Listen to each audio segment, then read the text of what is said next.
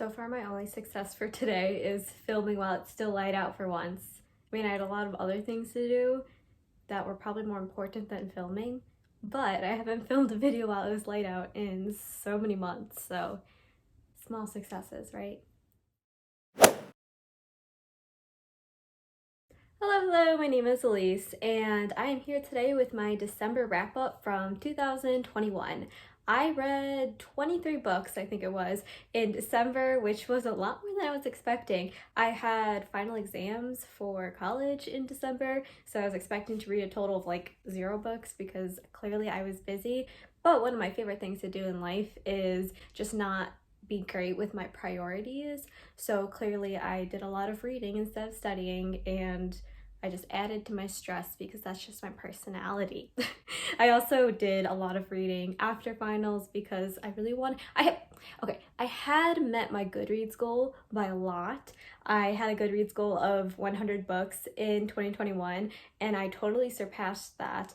And I read 166 books in 2020. And I was like, well, even though I did pass the Goodreads goal that I set, what if I mega passed it and also passed the amount of books I read in 2020? So I just spent all of break reading nonstop, especially the last day of December. New Year's Eve, I had a very anti-COVID friendly New Year's Eve. I just sat down and read multiple books on December 31st. I finished literally like 5 or something so I could hit 170 books for 2021. So yeah, that's why I read so much. But let's get into it. I read quite a few books from different genres, so hopefully there will be a good mix here. Book number 1 for the month was How It Feels to Float. I actually started this book in November, I think, and finished it December 1st, but whatever, we'll include it because it was good. This is a contemporary YA fiction book. I've been wanting to read it for a really long time. I've been putting it off because I had a feeling it would hit a little close to home, and it did. It's quite sad. It's a very quiet kind of book where not a lot happens, and it's more like an exploration of the main character's feelings. It's about grief. I'm not going to say what exactly is the grief or what the person is grieving over because that's kind of like part of the plot twist of the book. But it was good, but it was weirdly strange. The writing style was, I don't know how to describe it besides odd. It was maybe kind of like magical realism. It was not exactly what I was expecting, but it was still really good. It was very emotional. The last bit broke me to pieces. It was so great. If you love YA contemporaries that deal with grief, you will probably really like this one, but do keep in mind it's like, again, kind of weird. I don't have a better way to describe it. It's not like a very straightforward writing style. It's very artsy, but I thought it worked really well, and it really emphasize the feelings of grief that the main character was going for. So I think, or the author was going for, but I think I rated it like 4 stars. The second book was me really trying to branch out and read different genres. It is called The Art of Mindful Living. I think it was I listened to an audiobook. I'm actually not sure if it is a physical book, but it was a recording from a retreat, and it was really interesting. It was about mindfulness and meditation and reflection.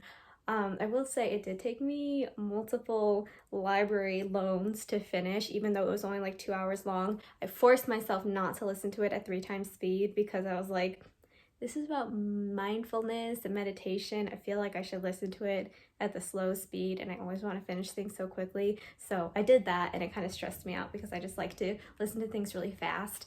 But it was okay. I really struggle with self-help books or any kind of meditation thing. I really tried. I finished the whole thing. I thought it was okay, but I don't know, stuff like that really doesn't resonate with me or help me much. I try to read self-help books and stuff like that, and I just never get much out of them. So if you're looking for like a meditation thing, I think you might like it, but it didn't bring much to me because I just always struggle to read and listen to things like that. They just are not what me and my fast-moving brain wants to listen to.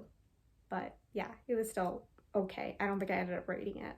The third book was actually a book I read throughout the entire semester of school because it was for one of my classes, and I finished it in December, but whatever, I'll just mention it quickly right now. It's called Hobos, Hustlers, and Backsliders. I read it for my Sociology of Welfare and Poverty class.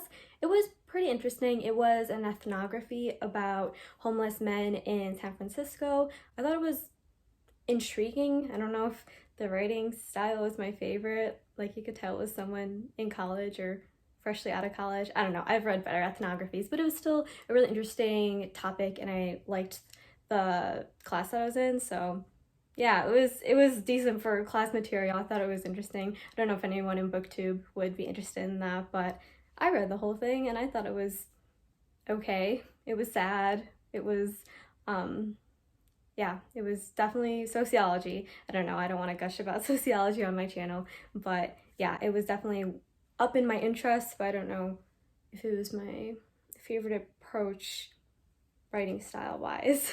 Book 4 was The Insiders by Marco Shiro. Oh my gosh, I love this so much. It's a middle grade book. I love middle grade, and I didn't know much going into it. I just knew it was about middle grade age students, elementary, middle school, I don't know, whatever, younger kids, and they feel, it's about a group of kids who feel like outsiders, and they make their own little group, and they're misfits or whatever. I love books about people who don't feel like they fit in, especially in middle grade age, because I feel like that's often the start of it for a lot of people, at least for me. But that's all I knew, so I was just expecting it to be a regular middle grade contemporary, but it's actually more of a fantasy book, and it was really interesting. I was not ready for that. I was very shocked when that element came into the book, but I really liked it, and I'm glad I didn't know going into it that it was more fantasy, because I don't really like fantasy that much. I have read quite a few fantasy this month, but whatever. I don't usually go out of my way to pick up fantasy, so I'm glad I didn't know that. It was so great. It had so much great representation too. I can't remember off the top of my head, but I read so many books that month, but it was really good, and I'm also really looking forward to reading more from Marco Shiro, because that is going to be the author who is writing the new Solangelo book. Oh my gosh, I don't think I've ever said that out loud. Solangelo. There we go, the Nico and Will book from Rick Riordan. But yeah, I'm really looking forward to that. But so far, all of Marco Shiro's works have been so great that I've read. So definitely recommend The Insiders. If you like middle grade, or if you don't like middle grade, you should read it anyways. And maybe this will be the book that'll convince you to read more middle grade. The next book I read was called Intimations, and this was a really short essay collection about the pandemic. This was, again, another example of me trying to branch out and read more genres than what I usually read. Although maybe I should stop branching out, because whenever I branch out, I don't always enjoy it. But I don't know, it was okay. I read it because there was a lot of good reviews. I don't know if I just am not smart, or if it was not the best book to read in audiobook format, or if I was just listening to it too fast and it was the kind of thing you needed to consume in a slow, mindful manner. But I just didn't feel very smart reading it, or like I was missing something, or that it wasn't all that. I don't know. And maybe reading about the pandemic was not something I'd be into right now, because we're still in the pandemic, and yeah, I don't know. It wasn't really for me. I don't want to say it was bad. I don't think I rated it at all, because I just didn't know what to think about it. I'm always really iffy when it comes to essays. I either love them or don't know what I think. I never hate them. It's usually I love them, or I don't know what I think, because I'm not sure if I disliked it, or if I'm just not intelligent enough to understand what the author is saying. You know what I mean? But yeah, that is a thing I read and have no thoughts on. So the next book I read was another book that I read throughout the entire semester because it was for a class, but I actually really enjoyed it.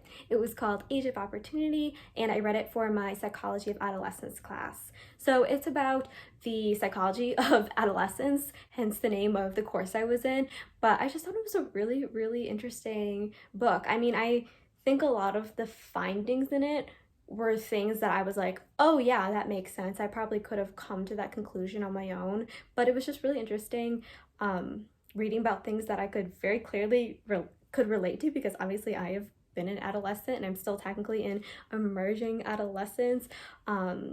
But yeah, I won't gush about psychology unless anyone is interested in that. But I thought it was really great, and I really appreciated the insights in there. And also I really loved that course so much. It was one of my favorite courses from college that I've taken so far. But yeah, I thought it was good. And if you're interested in adolescence and nonfiction books about psychology, I would recommend that one. The next book I read is called Summer in July, and it is another middle grade book. I keep reading middle grade books in my adult life that I wish I had as a child because I think they would have meant a lot to me. So reading them now as an adult is just a healing experience, I guess. But this is about two 12-year-old girls. One of them is moving to this seaside neighborhood in California. The other girl lives there. And the one who moves there is all upset that she's moving. She thinks it's gonna be the worst summer ever.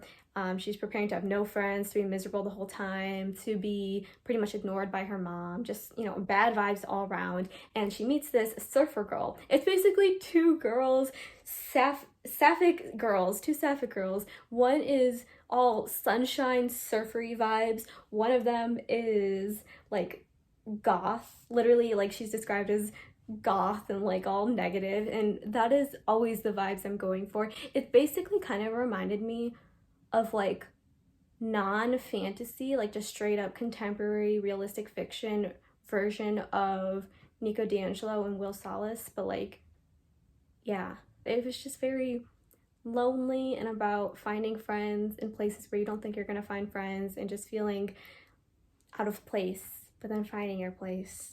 Yeah, that sounded so cheesy, but I promise it was written much better than how I just described it. The next book I read was What Girls Are Made Of, and this was probably one of my favorite books from December. It was icky, sticky, messy, gross. It's not going to be for everyone. It's a YA contemporary, surprise, surprise, but this is I would say like probably an older YA contemporary book. It's definitely more gritty and down to earth and encapsulates the more nasty, not so pleasant sides of adolescence, but I really, really appreciate books that are like that. It does have quite a few very sensitive subjects. I did have a review where I listed out all the trigger warnings. I always have my reviews listed all down below in the description, but it is a lot. It is about a girl who's just going through high school and all like the unfortunate sides of it. There's a lot of very serious topics. There's a lot of teen sex, there's abortion, there's a high kill animal shelter in there, there's a lot of like manipulation and totally just like feeling like you're going off the deep end and just losing your sense of self. But I really, really love books that are young adult but don't sanitize the young adult genre, that go into the very gross and unpleasant and sometimes kind of traumatizing aspects of teenagers that aren't always talked about in books and are sometimes frowned upon when they're talked about in books. So yeah, that was something I really, really loved. It's not going to be for everyone. It is not pleasant. The main character is so messy and not always great and makes some bad decisions, but I really appreciate books that are just a total mess like that because I feel like they're very realistic and also I relate to a lot of them. Next book I read was Normal People. I'm sure a lot of you are familiar with that book. Sally Rooney is quite popular. I put it off reading it. I don't know why. I don't know, and that's exactly how I feel about it too. It wasn't exactly what I was expecting it to be about. I guess I had no expectations about what it was going to be about because I had no idea what it was going to be about, but goodness, I thought it was very mediocre despite all the hype it got. I was kind of bored, honestly. I gave it like 3 stars, but like those 3 stars were me awarding 1 star for a couple scenes, you know? Like most of I listened to the audiobook and most of it I feel like I just tuned out and didn't care about, and once in a while there'd be a scene that stuck out to me and I was like, yeah, that was pretty good. But yeah, it was pretty disappointing. Honestly, now that I'm talking about it, I feel like it was more like 2 stars. I didn't really like it that much, but yeah, I don't understand where all the hype is. I mean, I've already mentioned that I really like messy, kind of unhinged emotional books, but I was not feeling Normal People that much at all. All right, I tried to branch out again for my next book and regretted it once again. So I read a Christmas book. It was called Rescued for Christmas. I was like, yeah, it's December. I should read a Christmas book. That'll be cute. It was an adult romance. I always hate adult romances, but I was like, no, this is my time. I'm gonna love it. It's gonna be adorable.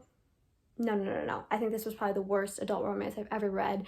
And you know what? I don't think many people have read the book because it didn't have many ratings on Goodreads, so I was generous. I didn't give it the 1 star I was really feeling. I gave it 2 stars just to be nice, but regrets. You know what? Maybe it wasn't bad. I'm sure there are people out there who will enjoy it immensely, but like, oh, it just screamed like really rigid gender roles to me. And you know what?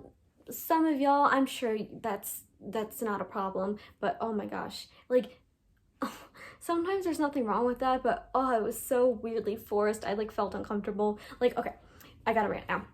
So for example, this book is about a woman, right? And she's lost in a snowstorm, and some guy like comes and picks her up basically, and she's like, yeah, I'm gonna stay at your house because that's a safe thing to do.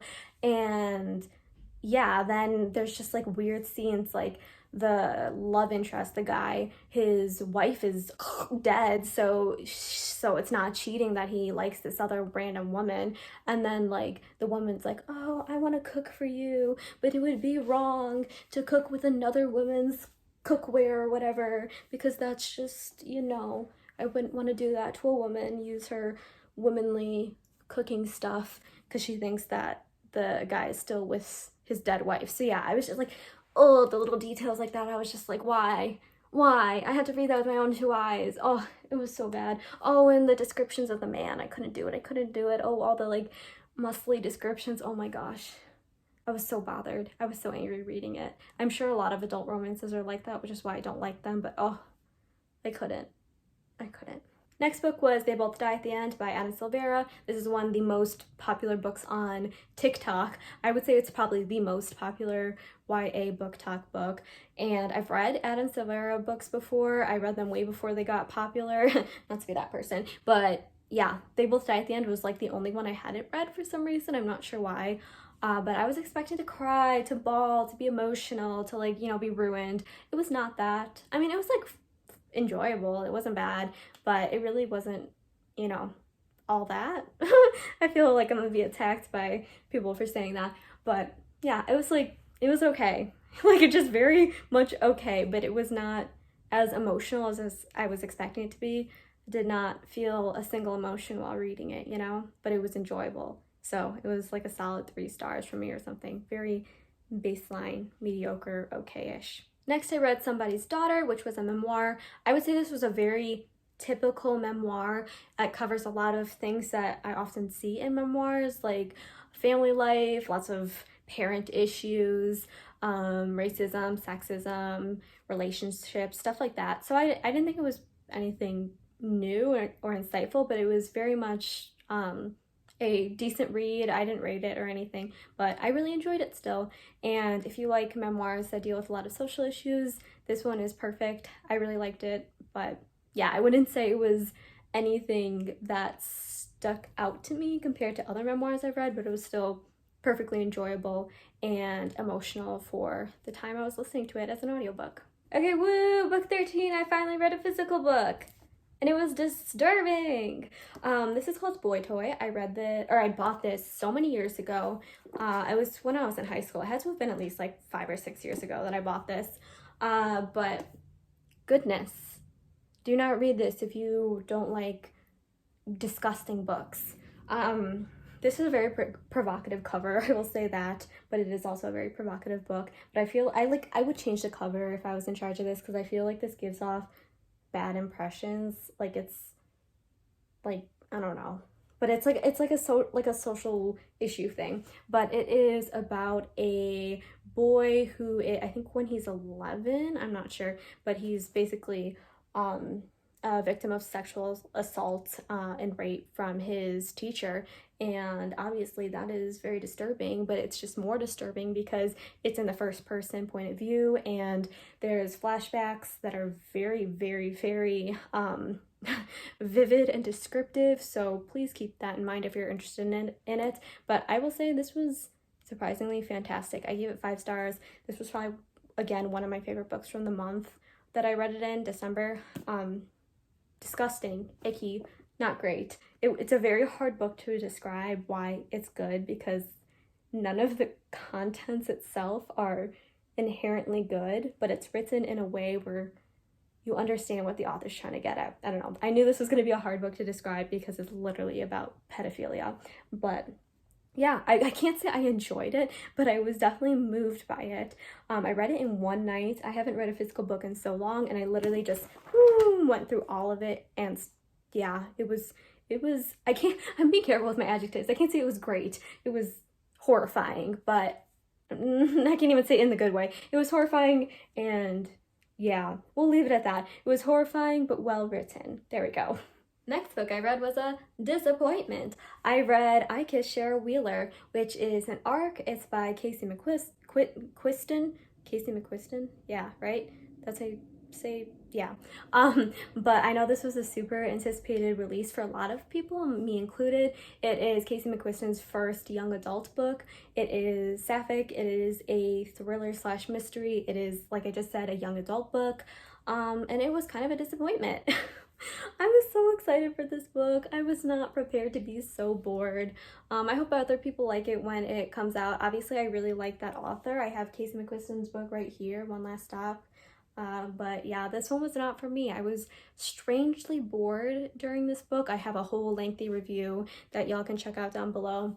But yeah, it was kind of boring. I didn't really care about the thriller. All of the characters were just so awful and not boring, and I mean not awful and boring, and not just, yeah, not something I wanted to read. It really took me a while to finish. I was so sad that I was not liking it, but yeah, I gave it 3 stars because I do like Casey McQuiston's dialogue, and I liked the writing style, but it was still boring, you know?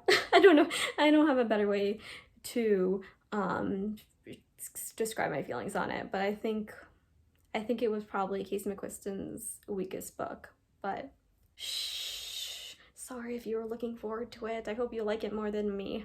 I'll do the next 3 books together. I started rereading the Percy Jackson series, Percy Jackson and the Olympians. In December, I read The Lightning Thief, The Sea of Monsters, and The Titan's Curse. I loved them so much. This is the first time I've ever reread Percy Jackson. I did read them when I was in middle school, but I've not reread them. Oh, so good. I'm so glad I'm rereading them. I think out of these 3, The Titan's Curse is my least favorite, even though it introduces Nico D'Angelo, who is my favorite character. But yeah, this has been a blast. If anyone wants PJO content from me, please let me know, because I will just become a Percy Jackson stan account again, because that was definitely a thing I was at some point in life.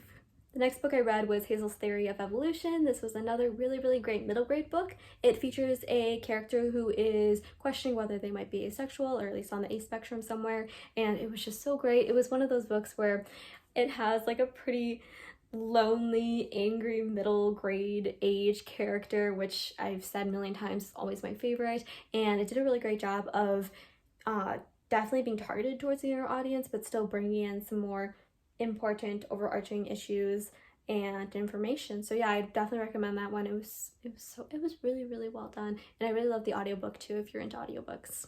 Next was a graphic novel called Chef's Kiss. This was a really quick graphic novel. It's about a guy, and he wants to get a publishing job or an editorial job. I forgot, something in the writing sphere, and it doesn't happen because no one is hiring. So he ends up getting a job as a chef, and it's like intense and really competitive, but it's super cute. There's a lot of found family and friendship, and also it is a queer graphic novel. So overall, if you're looking for something super cute and lighthearted and so fast, this is a great book or graphic novel, because it's just adorable, and I really love the illustrations. And it also features a pig who tests all of the food for the restaurant, which was a lovely touch. The next book I read was the Manifesto. I did have to read this for school. It's nonfiction. It's about it's about the pandemic and how we need to be more caring within the pandemic, and it gives political strategies for that. I will say I just did not want to comprehend anything about the pandemic right now. So it was kind of difficult for me to read, but you know, I went for it. I annotated it. I tried my best, but yeah, I've noticed that I am not enjoying pandemic literature right now while we're still in the pandemic. But I guess it is important to think about the pandemic while we're in the pandemic so we can solve the pandemic, you know?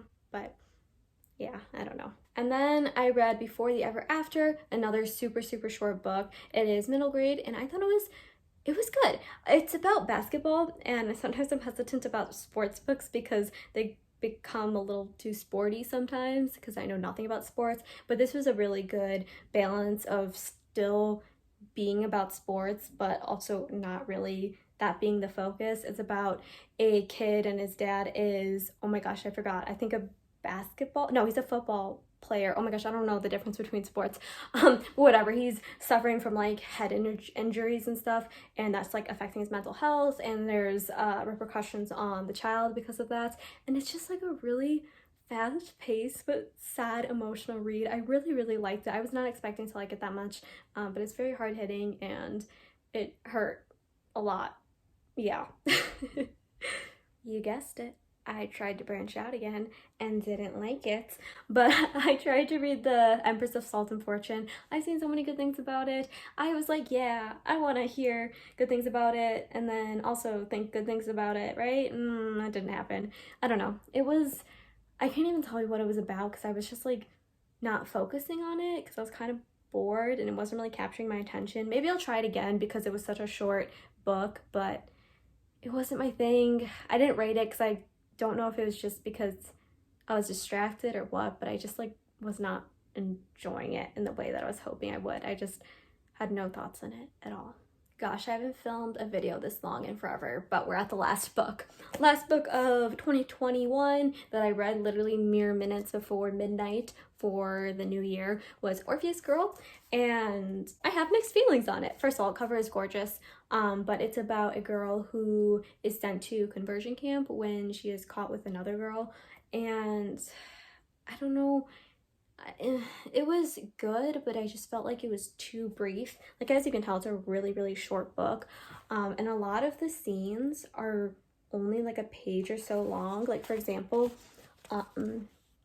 you can see like the breaks here, like these are separate scenes, and I just felt like I was getting little glimpses into each scene and then I wanted more, but then it stopped. So I think it was good, but I just needed more to it. But it was still you know, emotional and horrifying and sad, but I just wish it was expanded upon. But it was still a great book to end the year on. Definitely not the happiest book, but still a solid read.